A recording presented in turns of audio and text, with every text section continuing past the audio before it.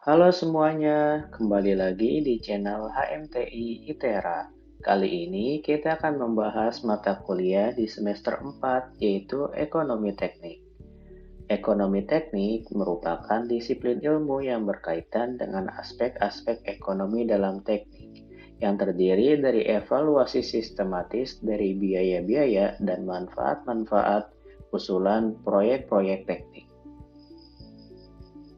Jadi, pada ekonomi teknik, kita akan belajar cara membuat keputusan terbaik atau decision making pada permasalahan ekonomi.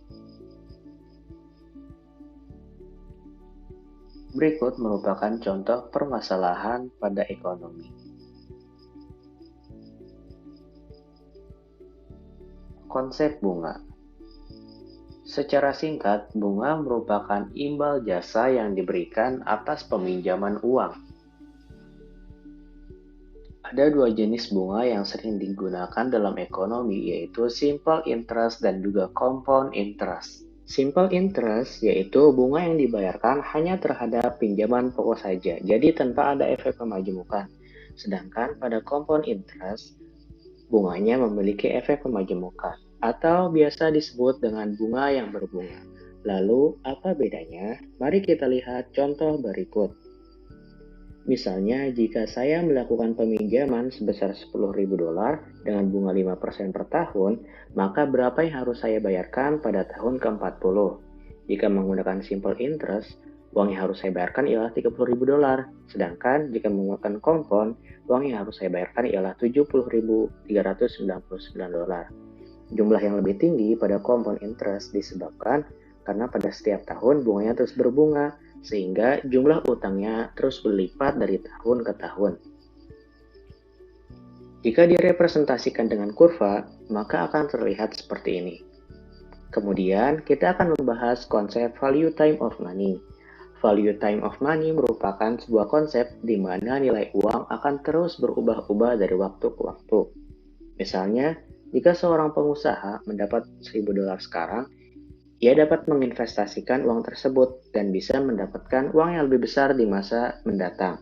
Sedangkan jika ia mendapatkan $1.000 di tahun berikutnya, ia akan kehilangan kesempatan untuk mendapat uang tambahan dari investasi yang seharusnya bisa ia lakukan. Jadi, menurut konsep value time of money, uang di masa sekarang itu lebih berharga dibandingkan uang di masa yang akan mendatang. Setelah memahami konsep ini, kita akan melakukan evaluasi kelayakan sebuah proyek. Sebelum melakukan investasi, seorang investor akan melakukan evaluasi terlebih dahulu untuk mengetahui apakah proyek tersebut dapat menguntungkan atau tidak. Ada beberapa metode yang digunakan untuk mengevaluasi suatu proyek, yaitu yang pertama metode nilai ekuivalen, yang kedua metode tingkat pengembalian, dan yang ketiga metode lama pengembalian. Dari ketiga metode tersebut, yang paling umum digunakan ialah present worth, IRR, dan juga payback period. Analisis nilai sekarang digunakan dengan mengkonversi semua nilai kas tahunan dan nilai kas masa mendatang ke masa sekarang. Misalkan, jika suatu barang berharga 200.000 di 2 tahun yang akan datang, maka berapa nilai barang tersebut pada masa sekarang? Present worth analysis juga sering disebut dengan net present value atau NPV.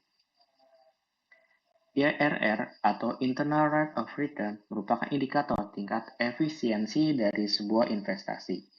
Apabila perhitungan Internal Rate of Return lebih besar daripada modal, maka lakukanlah investasi karena akan menguntungkan. Sebaliknya, jika lebih kecil, jangan lakukan investasi. Payback period merupakan suatu jangka waktu yang dibutuhkan untuk mengembalikan modal dana yang sudah dikeluarkan oleh investor. Misalnya, jika saya berinvestasi pada perusahaan Indofood sebesar $1.000, maka berapa lama uang tersebut akan kembali. Sekian video kali ini, terima kasih bagi yang udah menonton sampai akhir.